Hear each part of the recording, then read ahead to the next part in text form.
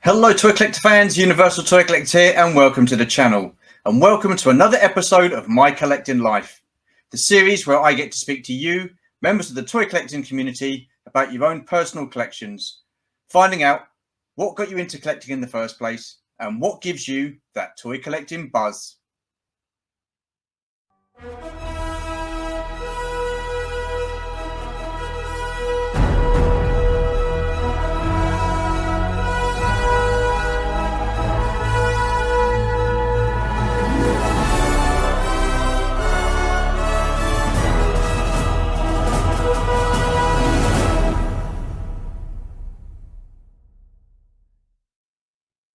So, who do we have on today's episode? Well, I tell you what, let's find out, shall we? Let's take a look at some of his collection in a musical montage.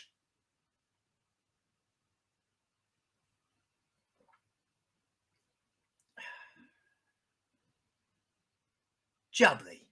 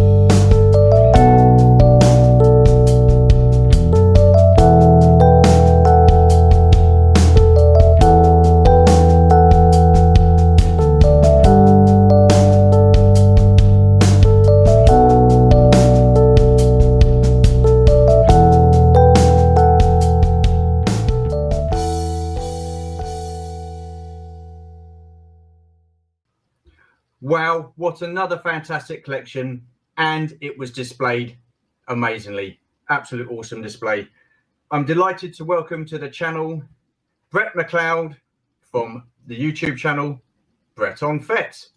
Welcome to the channel, my friend. How are you? Hey Stu, doing wonderful. Thank you so much for having me on.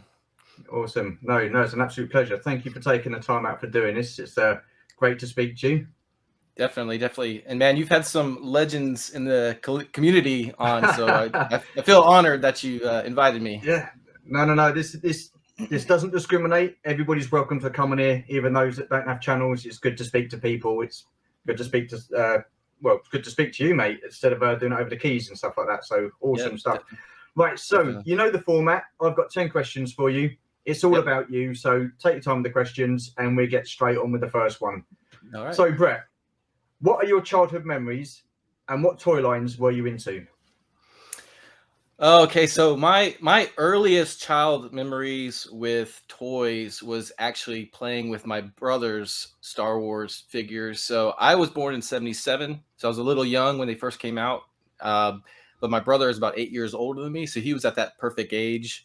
And so he had the original 12, and then he went on and got the Empire Strikes Back figures. And those Empire figures were my earliest memories of playing with toys. I would sneak into his room and get his IG-88, his 21B, his Boba Fett, Bosk, all those guys. I have just a lot of good memories playing with my brother's Empire toys. And then when Return of the Jedi came around, that's when I was really old enough to start getting my own toys from people.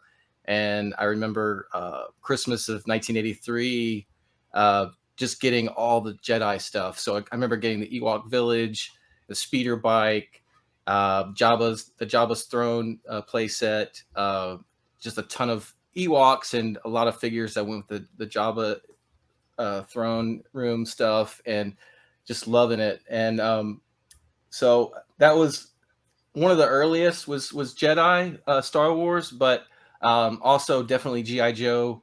That hit right around the same time, maybe about 1982. And so I started getting a lot of G.I. Joe stuff. I remember the tank, the original G.I. Joe tank was the first vehicle I ever got, and that was awesome. So definitely had great times playing with the G.I. Joe stuff. And then moving on a little later is when Transformers came in, and Transformers just blew my mind when they came out.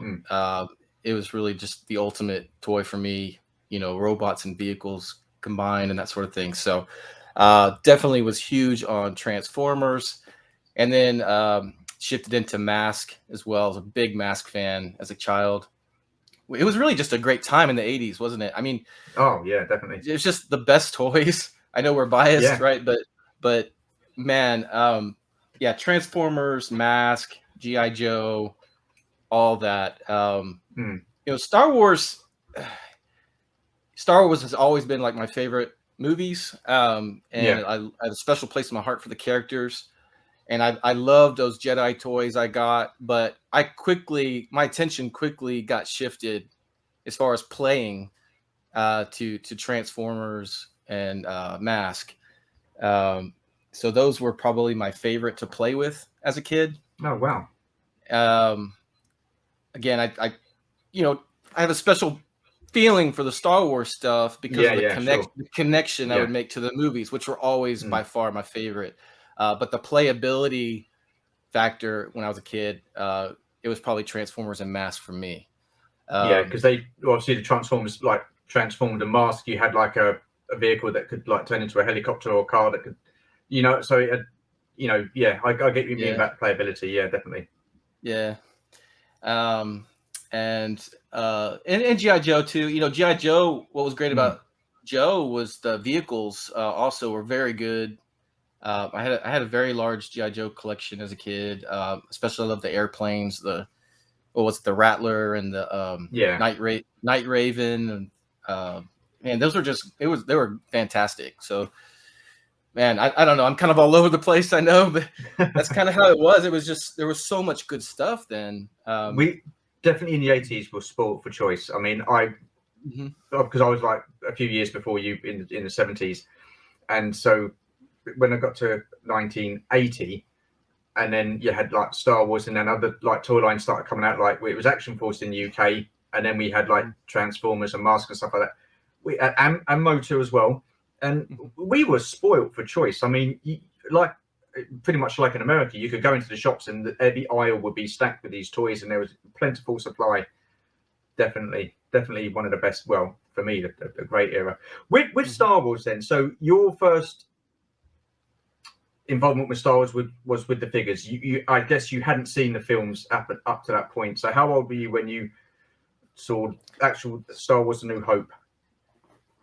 Oh, A New Hope. So that I'm not too clear on. I probably saw it for the first time on someone's videotape, like beta or VHS. I remember my neighbor getting like a Betamax or something for the first time, and it was probably around 81, somewhere around the time probably Empire came out. Maybe 80 or 81, and I was very little, but I just have kind of flashes of memory of maybe watching that. I don't think I saw it in the theater. If I saw it in the theater, I would have been a baby, just sitting in my mother's lap or something. But so probably I think the first time was on TV. I do have a better memory of seeing Empire I think flashes of seeing it when I was 3 or 4 years old, but I have a more vivid memory of seeing it. I think they re-released it where I live, maybe like right before Return of the Jedi came out, maybe like the winter before. I remember them re-releasing it and going to see that, and it just blowing my mind just before seeing Return of the Jedi. And I definitely also remember seeing Return of the Jedi in the theater, and it was just the greatest thing ever, you know. Yeah, So yeah. Oh, without a doubt. I yeah. I find it funny. I don't know how you feel about this. Is Star Wars the figures for Star Wars and the toys for Star Wars were based off a film, and that film was a successful set of films. But then you have like the likes of Transformers, GI Joe, Mask, Motu. They were all based on animated series, and yet they were still equally successful. But the films to those franchises, I haven't been as great. What do you feel about that? Yeah, well, you know, with Transformers and Mask and GI Joe, those shows were a result of the toys. They were a commercial for the Yeah. toys. You know, they came up with the idea of we're having these toys first, and then they made the show around the toys to get kids Oh, to okay. want to go buy them. And so I think that's probably has something to do with it. They were still great cartoons. I mean, I loved them. Oh, yeah, yeah, yeah, definitely. And I remember the Transformers movie. You remember that came out? I want to say in '85 or something, and that Yeah, was really awesome as a kid to see that.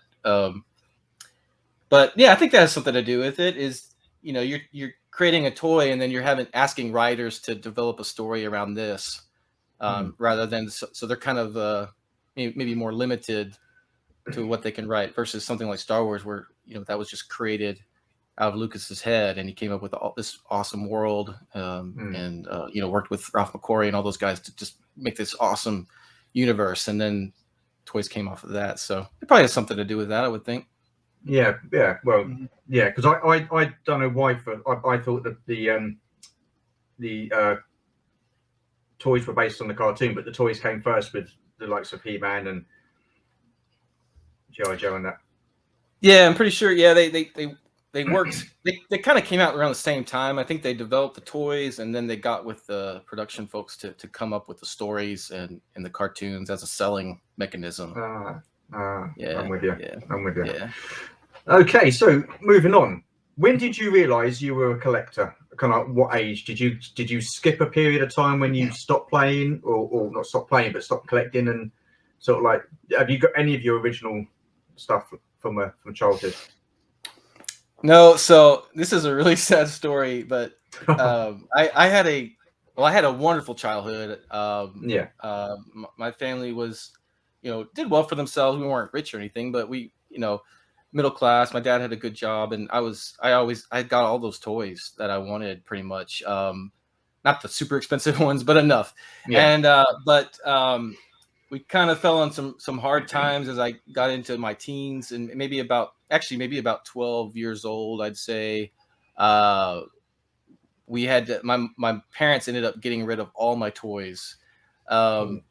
I was playing. I did get in. I was into Nintendo at the time and video games, and I had stopped playing with my toys. Like I said, I was probably about 12, and so the toys were just sitting in a closet, in shelves, in drawers, put away. And I just remember coming home one day and deciding, hey, I want to check out my GI Joe or something, and finding them not there, and having Wow. my mom tell me, oh, we thought Oh. you didn't play with them anymore. You're always playing Nintendo, so we donated them or something. So yeah, they cleaned them all out and lost all my collection. I had tons Oh of no. Joe and Oh. Transformers. I couldn't believe. I was kind of devastated. Yeah. So after that moment, I knew that once I was able to, I would try to recruit my collection by some kind of Yeah. means. But shortly after that, started getting, becoming a teenager, going to high school. I started getting into girls and sports. I was an avid basketball player, and so that took my mind off of all that. So I Yeah. wasn't worried about toys at all. And then going into college, university, when I remember when Phantom Menace was coming out, so this Mm. excitement was building up for Star Wars. So I did buy a few of the Phantom Menace figures. They came out maybe a month before the release of the film, so I was starting to get excitement. I said, "Hey, maybe I'll start buying some figures again, some toys." So I bought a few of those. But unfortunately, I was pretty disappointed with Phantom Menace, at least at first. Um, I wasn't too excited about it. I loved parts of it, like pod racing Yeah. scene and the duel, the fates, and all Mm. that. But the rest of the movie, I was kind of irritated with. I've learned to like it a lot better now, but at the time, I was pretty frustrated with it. So that immediately, like, just um, stopped my interest in the toys, just because of the way I felt about the movie. Whether that's right or wrong, that's just how I felt. So I left it at that. I only bought like 4 or 5 of the figures there, and I moved on. I didn't do anything. But I was a broke college student anyways. So it's probably I couldn't really afford to get into collecting at that point. Mm. But so I did graduate in 2001, so just before Attack of the Clones came out, and I did like Attack of the Clones a lot, and so that made me more enthusiastic. So then I decided, okay, I've graduated, I've got a proper job, I'm making some income, I'm single, so I've got some disposable income. So I'm going to start collecting. So I would say right when Attack of the Clones came out is when I decided I'm going to be a collector and I'm going to start Mm. getting this stuff. And so I started buying those blue card series, the Attack of the Clones series. Yeah. They're unfortunately now I think they're probably the most boring series Hasbro ever released. But I did buy the heck out of those things. I wasn't a completionist or anything, but I had a lot. I don't know how many I had, maybe 80 Mm. something of those. And so that's when I got pretty serious with collecting. I moved on from there with like the original trilogy collection. I had quite a bit of those, especially I loved when the vintage style OTC Cast came back. Yeah. out. Yeah, they're Mm. kind of like the TVC now, like the Yeah. prequel to the TVC. So love those, and the Saga collection. Started collecting those kind of casually, not just buying the stuff I really liked, and also started trying to get back some of my childhood toys. So I started buying some masks around that time. This is 2005 to 2008, somewhere around there. I started getting Mm. on when eBay came out. Basically, I think Yeah. started buying up some of my childhood mask toys. I mean, I had that entire, I think, Series 1 and Series 2 collection of masks when I was a kid. So I had Wow. my work cut out for me to try to replace those. I didn't replace them all, but I've got I bought maybe 7 or 8 at least of the Mm. vehicles. And then around that same time, they also started releasing the reissues of the Transformer Generation 1 Okay. toys. They had Yeah. those they were like Toys R Us exclusives, I think. Um, Mm. and I thought, oh, this is awesome. This is perfect. So I started buying up those whenever they came out. So started collecting those as well. And then I'd say I got married in 2008. And I continued collecting through that. But in 2010 is when we bought our first house, Mm. and we started. No, I'm sorry, 2009 we bought our first house, but then 2010 is when we were getting ready to have our first child, and so then I had to kind of put a hold on the collecting thing and I kind of stopped with basically the 30th anniversary Okay. Yeah. collection. This one with the coins. I was Yeah. a big fan of those. I love the coins, the whole combination there. And they Mm. had the Ralph McQuarrie concepts in that 30th anniversary, and I'm a huge McQuarrie fan, so I got all those. But yeah, I had almost that entire 30th anniversary collection. And so once I was done with that, was right around the time we were getting ready to have a child. So that's when I had to say, okay, I'm gonna have to stop. And what was really sad was when I decided I'm gonna have to stop, and because of the child on the way, was right when the vintage collection was coming out. I remember that, and just thinking, "Oh, this is so cool," but it's like terrible timing that they've come out with TVC. And so I did buy maybe 8 or 9 of the first wave of PVC. And then that was it. And then I just said, I'm gonna have to stop. And so I just kind of halted my collecting in 2010. Every now and then I picked up something that really caught my eye. I would pick something up. Like I think like I remember getting that first Black Series San Diego Comic Con Boba Fett. I've always been a huge Boba Fett fan, obviously, so I had to get that. And a couple of other things here and there, but basically had put collecting on hold until the pandemic arrived. So I'm one of those thousands of fans who picked up collecting again or started during the pandemic, or I'm just sitting at home, working at home every day. Then I started, and it was around the same time Mandalorian came out, right? So that kind of also infused the excitement again. Yeah. Like it did for a lot of people. Yeah. So then I started paying attention to I started looking at let me look back, what's going on with the vintage collection. I remember that's kicking off when I stopped collecting. And so I want to see where that was. And I was blown away about how much stuff there was, because I had kind of stopped paying attention because I didn't want to be tempted and get back into it. When I started researching like everything they had, I was like, oh my God, there's so much. I couldn't believe what number they were up to, BC, whatever it was.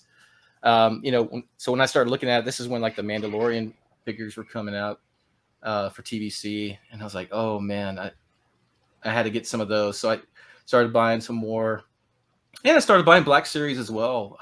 They had some pretty cool Black Series figures that caught my eye, so I'd buy those. So man, I just started catching up like crazy, especially with TVC.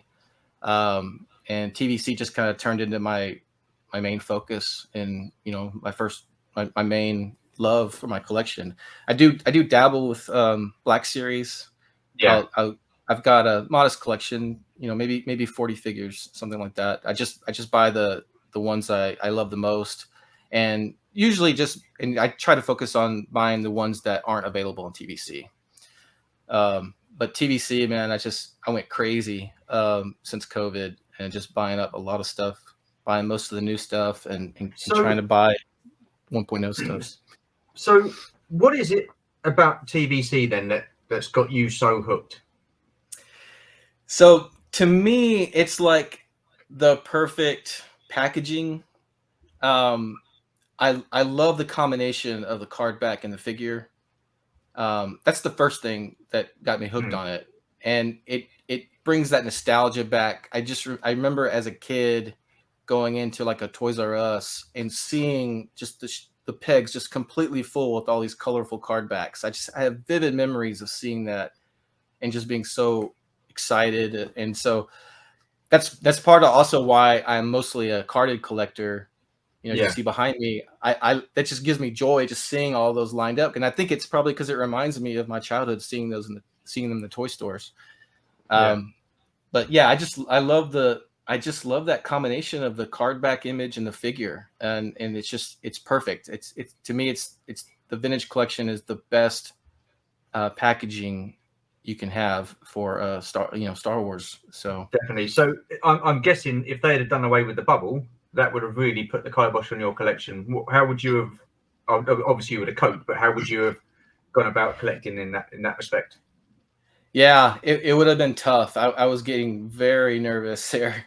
How it would have affected me, I would have basically stopped collecting vintage collection, except for maybe if every now and then if they came out with just a really amazing figure, or like some other version of Boba Fett. Boba Fett pretty much is like my focus character. So I'd maybe pick up Boba Fett. Like I did buy that boxed deluxe Boba Fett, the Tatooine one, even though it didn't have a bubble.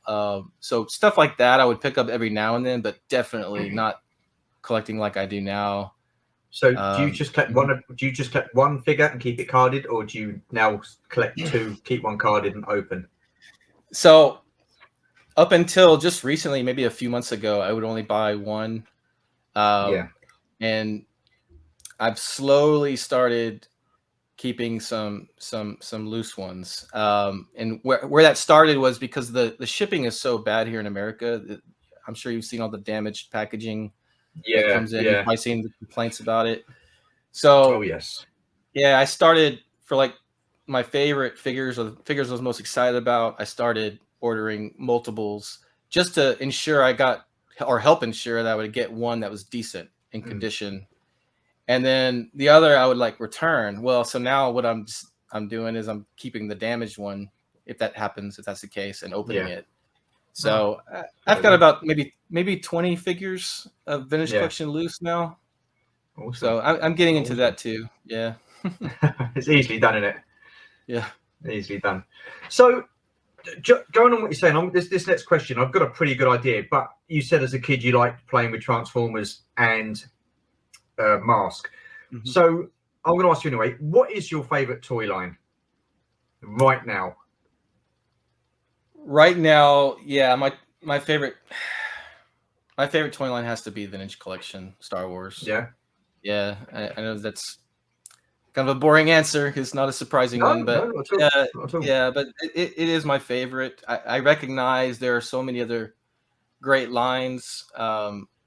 Transformers is still amazing. Of course, Yeah. Lego. You know, Mm. Lego. When all is said and done, Lego was probably going to be known as the greatest toy line. You know, all around. But for me personally, yeah, TVC Mm. is my favorite. Yeah. Yeah, fair enough. I mean, I thought I'd ask the question anyway because you did say that earlier about as a kid, it was you had more playability with Mask and Yes. Transformers. So, but yeah. Anyway. Yeah, as a kid. Yeah, as a kid. Yeah, Yeah, as a yeah, kid, that Transformers probably my favorite. yeah, But as an adult, where I'm not so interested in playing with them, I just want to display. When we're talking about displayability, for me, it's Vintage yeah. Collection. Yeah. No, fair enough. Fair enough. Do you have a grail piece? Is there one piece above everything else that you would want in your collection? This is a tough one. I've heard you ask others this, and I've thought about it. Um, so even though Vintage Collection is my favorite line, that doesn't mean Mm. I don't love Vintage Kenner. I have a great love for Vintage Kenner, but Yeah, I don't collect Vintage Kenner as much. I don't have a single mint on card Vintage Kenner figure, and it's not because I don't love them. I do. It's just one. It's two reasons. One, I'm extremely picky, and if I'm going yeah, to be spending that kind of money, I'm going to want a clear bubble, um, little to no creases, yeah, no price tag on it. I'm going to want it mint basically. And yeah. unfortunately, if that's something you want with vintage Kenner figures for mint on card, it's super expensive. So it's really tough. It would probably, as far as Grail, I thought about this. I did a video on this, like my top 10 Grail pieces, and it was really hard to rank them. I'd almost say it's like a five-way tie with vintage Kenner figures. But what Yeah, I'll say is, the one I'll pick, and it's the one I picked in my video, is the most, I'd say, achievable one for me, yeah. because it's a figure I love, and it's not as nearly as popular or as expensive as some of the others. And that is Mhm. a 2-1B figure on the Oh, original 41 back Empire Strikes Back. wow. I just have Boba Fett's always been my favorite, but Yeah, 2-1B was yeah, right there. I loved playing with the 2-1B when I was a kid. I just thought he's a cool looking droid. And it's also a figure that is not in the vintage collection. So it would be nice if I'm going to have one vintage Kenner piece in this room full of yeah, all this TVC. It would be nice to have something that we don't have in TVC. yeah, yeah. So that's what I would go with. Yeah, 41 back, Awesome. 2-1B. I Graded, like that. preferably Graded. Oh, graded. it's got to be Yeah. graded. Yeah, Yeah. yeah. Do you have any graded figures, by the way? I do. Yeah, I just started getting into graded figures this past year. I yeah, watch a lot of the YouTuber Action Figure Grader. yes, He has yeah, a great channel, and yeah. I probably owe it to him. I sent off, just as a test run, I sent off a Power Droid TVC figure just to Okay. see, Yeah, test out the experience. I want to send something cheap. yeah, Um, I sent to AFA and learned very quickly how tough they are these days on grading, because I thought that it was almost a perfect card back. Yeah. And I got an 85 on it. So I was a little disappointed in that one. Yeah. But just yesterday, wait, today's Sunday, Friday. No, yesterday, Saturday. Yeah, I got it yesterday. I got this Grogu. I had the Razor Crest Grogu. Oh yeah, yeah, yeah. Uh, Okay. I didn't manage to get the Razor Crest, but as soon as people started getting them, they were selling the figures, and Yeah, yeah, I bid in an auction for all 3 of the exclusive figures, yeah. and I won for a pretty. I don't want to brag, but it was a pretty good deal. And the Grogu was just in excellent condition. I've actually got it right here. No, And I'm gonna put you on the full screen there. yeah, Look at that. and he came back, and I got a 90 from AFA. Awesome. So Awesome. I was pretty happy with that. I was hoping for a Yeah, 95 because I couldn't find anything wrong with this card back at all. I don't know what they're seeing that knocked it down to a 90, but Yeah. Action Figure Grader says they're just being really tough these days. So I was very excited to get that since it's a pretty special figure. Yeah, awesome. Exclusive. So, and I've got a few more at AFA right now, including a miss card I had found in the wild of a retro collection. It was the Armorer card back, but it had the Mandalorian. It had the Mandalorian figure in it. Oh wow! And I found that at a Target, just 5 miles from my house. I couldn't believe it, and it was in really good it was in really good condition. That was definitely the luckiest find I've ever had in the wild. Yeah. So I sent that off to AFA. So I'm excited to see what kind of grade I get back on that guy. Awesome. You have to share that with us. You have to let us know. Yeah. Right. Do you have a most prized piece in your collection? If there's one piece that you had to take with you, what would that be? Yeah. So I knew you were going to ask this question too, so I had to think about it. And I went back and forth between 2 items. So I'll cheat a little bit, but I will pick one out of the 2. And the 2 items were I put together the original 12 vintage Kenner loose with the stand. Okay. I don't know if you can see it behind me, but I it's in the background. Yeah, that's it there. Yeah. Awesome. So I purchased the stand on eBay. I purchased the backdrop and the individual figures like over a 2-year period, just taking my time, finding the best deal I can, they're not graded obviously, but they're in pretty good shape. I tried to be really picky about the condition of each figure. So I was really proud of myself on how patient I was to take that long to find the right deal. So I love that piece with the original 12 figures. It's one of my favorite, but I have to go with another piece, and it might be a surprising one because it's not an action figure. It's actually a maquette statue, and it's it's an Entertainment Earth exclusive animated Boba Fett with Han Solo and Carbonite.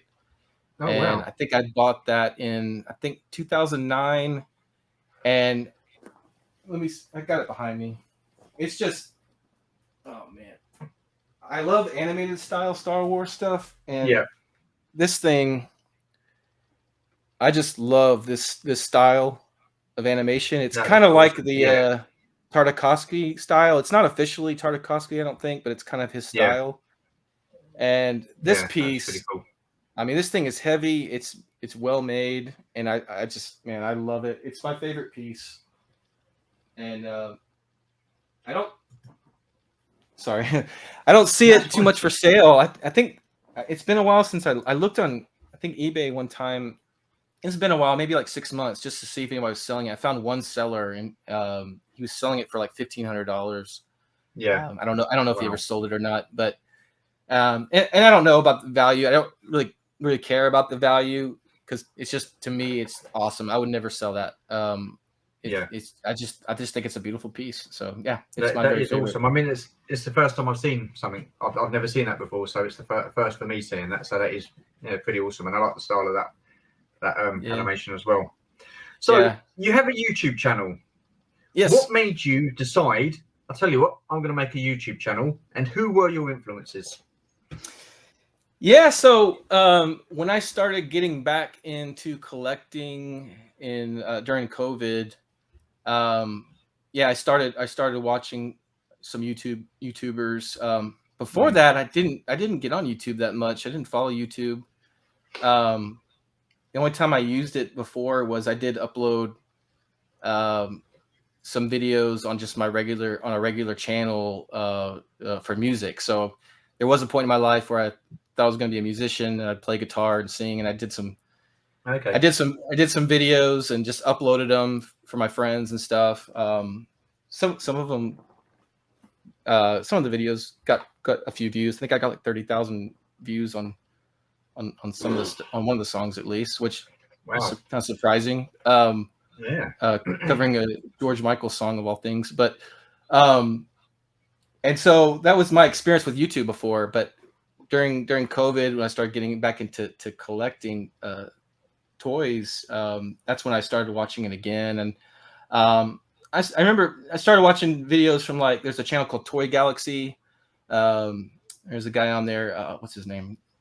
His name's escaping me, but he does good videos on, like, the history of toys. He goes over a lot of Okay. vintage stuff in the 80s and 90s and stuff. Yeah. And I really enjoyed him.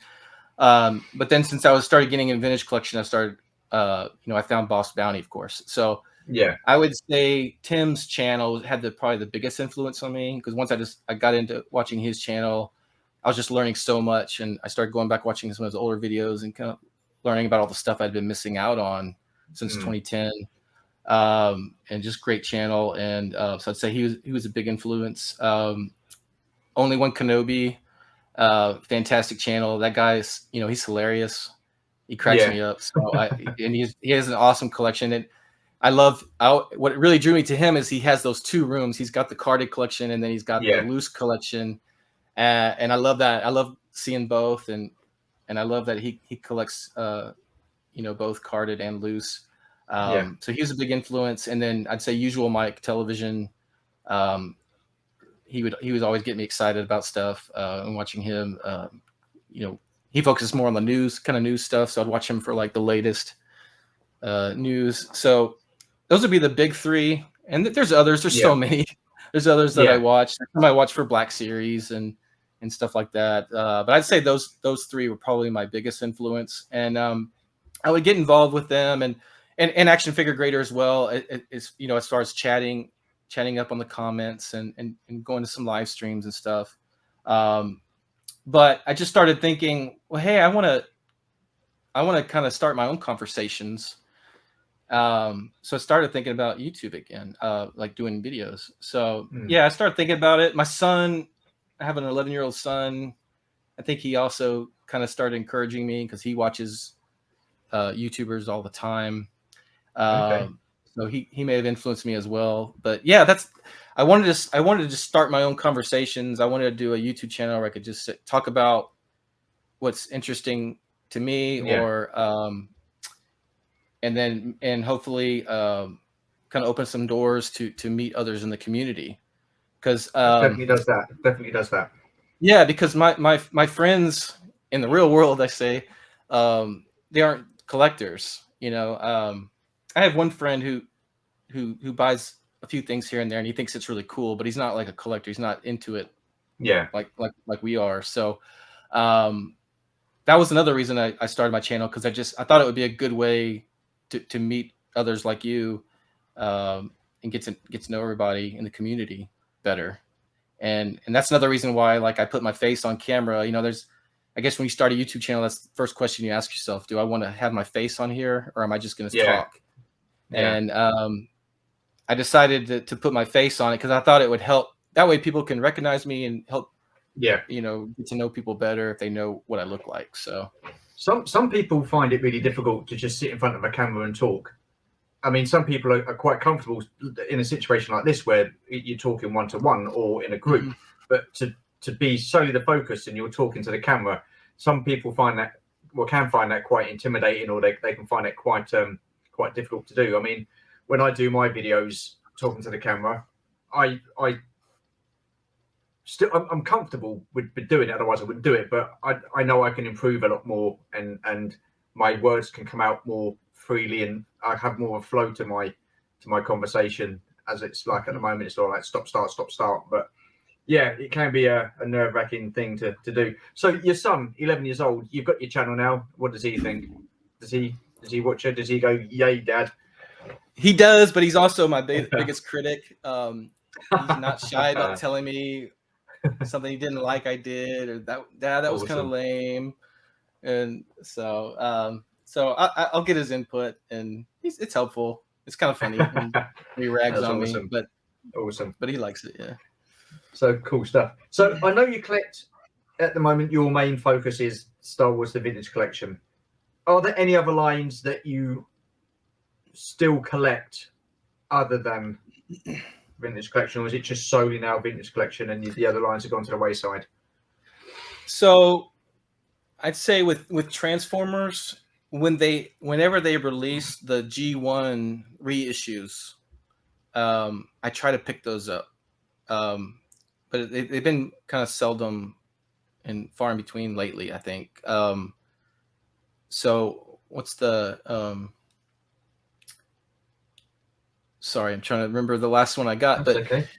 The Constructicon was the big, that guy. So that came out maybe a year ago. So I picked him up, and then they had the triple changer with the shuttle, and Astro Train. So I picked him up. So anytime I see those, I'll grab them. But I'm not following it daily, and when's something going to come out. I just basically, if I see it and it's a G1 Transformer, I pick it up. So I do collect those. I do collect Lego, especially the UCS. So my son, he's a big Lego fan. He has a huge collection. He gets all the Star Wars play sets, especially Clone Wars. He's a huge Clone Wars fan. So he's got all the regular sets, and then I get the Ultimate Collector Series sets. Okay, yeah. So I have quite a few of those, although they're starting to price me out of the hobby because it's just getting so expensive. Yeah.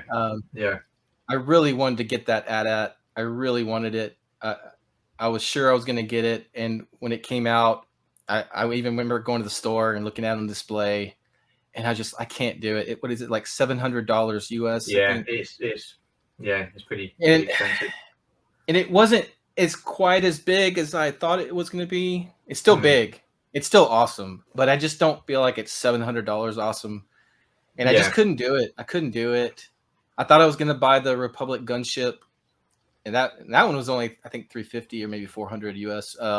But I just couldn't do it. It's just getting so expensive. So I am slowing down on the UCS stuff. Yeah. I've been buying. I got like a lot of the helmets, and I don't know, whatever comes out. But if it's like $200 plus, I just can't bring myself to do it.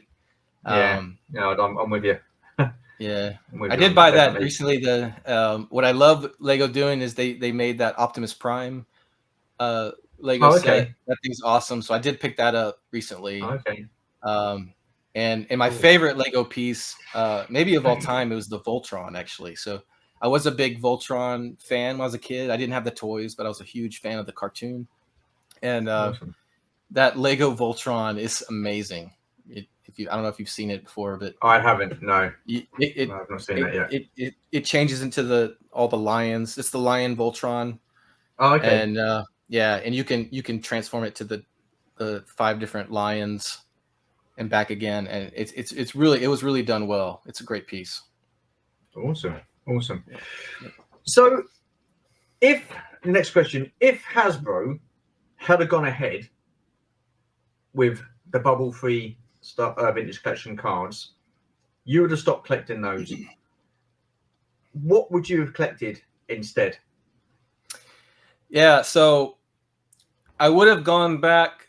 I would have firstly gone back to get more of the TVC 1.0 that I didn't have, which that's the ones from like 2010 to 2012. Yeah. Because I don't have all those. I've got quite a few of them now, but I'm still missing several.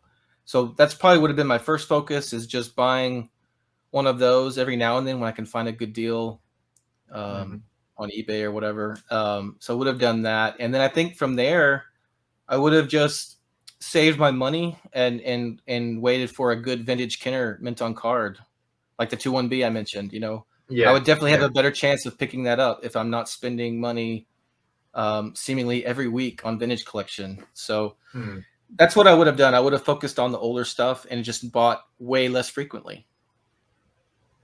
Fair enough. Because I've seen one of your videos where you had a load of boxes come in. I mean, it's been crazy. Yeah. So that kind of that video kind of inspired me to do my little walk and talk about pre-orders and stuff like that, and how I feel about going through for pre-orders and stuff. So because I used to see my worry is if you don't get something on pre-order, then you've got if it sells out, you're going to get it on the secondary market, and you're going to be paying that much more because people are going to be wanting a higher price for it. So my philosophy now is, or my way of looking at it now is, if I get it, I get it. If I don't, I don't. Because I mean, I'm stumped for space. Obviously, we're all working on budgets and stuff like that as well, so that's going to be a factor.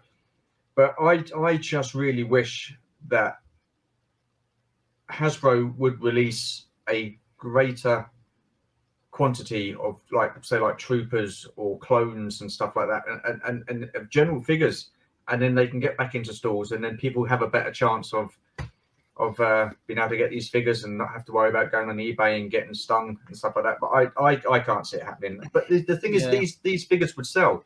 They must know how popular this line is. Yeah, definitely. And I think the hardest part is these store exclusives. Hasbro's whole thing they always say is, well, if we didn't have these exclusives, these figures wouldn't exist. And they're typically like repaints and stuff like that. But a lot of times these exclusive figures are just extremely popular. They're very cool figures that everybody wants, and it's just it's tough especially when it's something like a Walmart exclusive. Here in the States, Walmart they just do a terrible job of packaging their figures. Many times they just throw it in a mailer bag, and so like that line of the A New Hope Stormtrooper and the Bespin Guards and the Empire Strikes Back R2-D2, they're all original 96 inspired figures. So we want them. These are important figures to us, and we have to order it through Walmart. Well, we don't have to. There's other options. People have been suggesting lately that I order through Star Action Figures and just ship them over here. And I never considered that because I just figured the shipping costs would just be astronomical, but it's probably not that bad. So I probably will start doing that. But for now, I felt like I had to order them through Walmart, and I'm so scared of what they're going to look like when they finally show up. I think we're supposed to get those in early October. But the last few I've gotten from Walmart just have been terrible, and I've had to just try finding them in store, which is just a mad dash around town, trying to find one that's actually on the pegs. It's very difficult. You have collectors that hunt for this stuff, and they go early, and they get to know the stock boy, and have stuff set aside for them and all kinds of stuff. So it's tough. It's tough here trying to find something on the pegs. I was going to say, it's so weird because when I was a kid, I was envious of you guys in America because you got the films out that come first. You got to see them first, and then it's like months before it come released in the UK. You got a toy line first, and then months later it would be out in the UK, so you get to experience it first. And the first time I really noticed that was when my nan come back from visiting family in America, and she brought back Transformer Jazz. Now I'd never even heard of Transformers, never even seen Transformers. So I was, and I was like, wow, what is this? And it must have been months later before the actual cartoon and the toys actually started coming out over in the UK.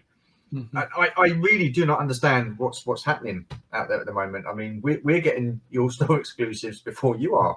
Yeah. At the moment. I mean, that is just, and it's been like that for a couple of years now. Yeah, it has. I've been very jealous. And I guess that has to do with just like retailers. You guys have like Star Action Figures just working out these import. I guess they're working out these. No, they're not. I was going to say they're importing them from Hong Kong, but no, Star Action Figures is not typically importing directly from Asia. I don't think they have those import stickers on the back of them typically. So I'm not sure how it works. Yeah. Exactly. I don't know the logistics of how these things are getting to the UK so early, but I know one thing. We are paying a fair price for them. I mean, oh compared to yeah, what you guys are paying for that's vintage true. collection to what we're paying for, there's definitely been a balls up in the conversion rate along the line somewhere, and we're paying the price for that. So right, we're cracking on to the hour. So I've got Okay. 2 more questions to ask you. What gives you that toy collecting buzz? The toy collecting buzz. It's a combination of things. Like for TVC, for example, it's wanting to um, finish the 96. You know, Tim from Boss Bounty is Yeah, always pushing that. yeah, It's my excitement for when are they going to come out with the next original 96 character figure, and just trying to add to that collection, especially original trilogy. I love all TVC, but my main focus is original trilogy. I do want to eventually complete all of the original trilogy figures for vintage collection. So I get a buzz when I hear these original 96 figures coming out. I also, just to see the improvement, the amazing improvements they've made just in the last year or two with the 3 3/4 scale. definitely. You know, I mentioned I collect Black Series. I started collecting those because of how much detail they have, how sturdy they are and posable. Yeah, And because they had some characters that TVC didn't have. mm. But now there's really almost no difference in the articulation and the amount of detail they're putting into these 3 3/4. So it's really gotten me excited, just the quality of the figures. But yeah, getting the figures I want and getting them mint on card is in mint condition as possible, and getting it up on my wall. Yeah, I love. I mean, it's just my escape. You know, I'm sure other people have told you the same thing. You know, I work like 50 hours, 60 hours a week sometimes, and wow, and then I've got 2 kids, and so every now and then I just need to come in here and just enjoy this, you know, and just it relaxes me to just sit back and I'll think about how do I want to organize my figures. I've reorganized my collection a million times. I used to put them in. I've got an OCD about organizing my figures, and so I used to put them in order by VC number, and then I started putting them in order by movie or show, and then I've mixed in like every once in a while, mix in a retro collection or something like that. I'm just always reorganizing, and that I enjoy that. I enjoy doing that. So I'd say that definitely gives me a buzz as well. I was going to say, I've just literally finished reorganizing my room, and I'll tell you what, it didn't give me a buzz. It gave me backache, leg ache. I tell you, I'm leaving it alone for a good couple of years now. I mean, I only did it again, did it previously last year, and I've kind of displayed it differently. But now I've displayed it, I've found that I don't have the room to display everything that I had in display in the first place. I mean, how the hell does that work? So basically, all my 5 POA figures now have been taken. Apart from my original Kenner figures, all my 5 POA figures, like from the sequels and Solo and Rebels and stuff, they've all been taken down. They've been put into like a storage container sort of thing. And it's hard work. Yeah. I wouldn't call it a I will. but I'm with you though. It's when you come in here and sit down and think, yeah, okay, I like this. It is definitely an escape, isn't it? It is. And I hear you with the room issue. That is a separate issue. That does cause me stress. I am getting nervous because I am basically out of room. And I know with the bubble staying, there's just more and more vintage collections going to keep coming, and I'm going to keep buying it.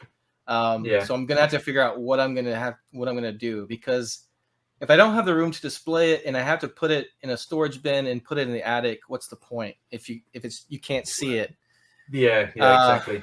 I mean, unless you decide, okay, I'm going to put these in there and then I'm going to rotate them I guess you could do that, and maybe that's what I'll have to end up doing. But I don't want it to be that way. I don't like the idea of having just tons and tons of figures just sitting in the attic. Why am I buying these if I'm going to put them away? So what does your wife think? What does she say? Is she a collector, or is she understanding your needs? She's somewhat understanding. She's not a collector. So she just kind of shakes her head. I've been getting a lot of dirty looks lately with all these pre-orders that have been coming in.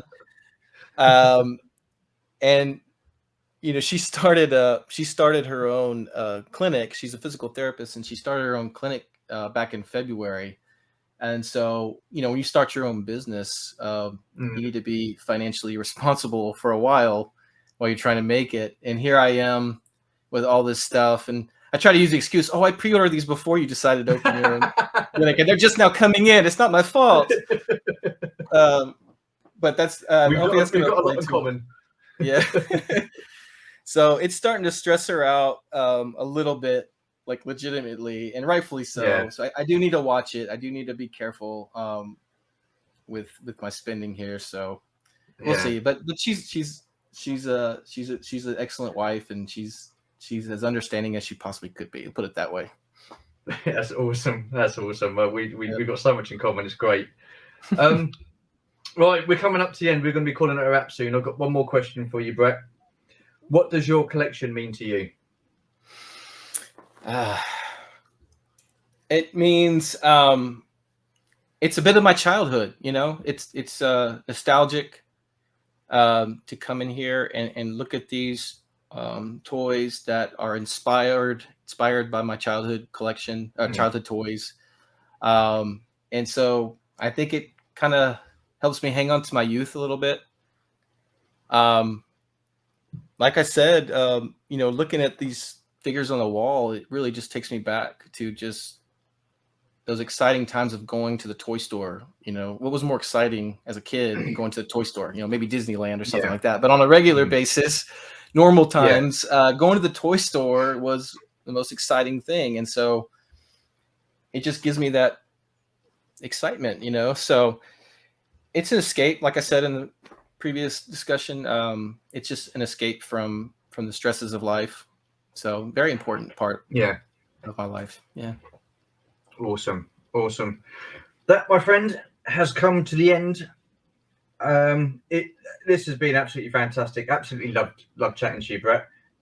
With all of these, the hour just seems to go so quick. It's just flown by. Where can people find you? What platforms? So I'm on YouTube. Brett on Fett's my channel. I'm also on Instagram, Brett_on_Fett, and I'm on Twitter. I can thank Tez from Roland's Reviews for that. He got me on. I was on a USR with Shabby and Matt, and you've been on USR. I saw you on there the other day. Yeah, I was on there the other week. Yeah, great guys, and definitely. And I had avoided Twitter ever since it existed. I had avoided it like the plague. And Tez said, "You got to do it, man. You got to do it." So I did. So I tried it out, and I like it. But I think Instagram is maybe my favorite because I love posting. Instagram, the focus is on the photos, and that's the most important thing is looking at these toys. So I do enjoy Instagram a lot. So I'm on all three of those. Yep. Cool. Tez said to me about going on to Twitter. No chance. No, I'm not doing it. I'm not taking that plunge. Not again. I come off it, and I've come off it for a reason. So no. Okay. But listen, Brett, thank you very much, mate. What I'll do is when this goes up, I'll leave all your links in the description below. If people get a chance to see Brett's channel, strongly recommend it. Great channel, great guy, absolutely fantastic chatting to you, mate. Appreciate you taking the time. Really enjoyed it. Oh man, I loved it. It was great. Yeah. Thank you so much, man. Thank you. That's going to be it for now, guys. So thanks for watching, and we shall see you in the next one. Take care. Bye-bye. Bye-bye.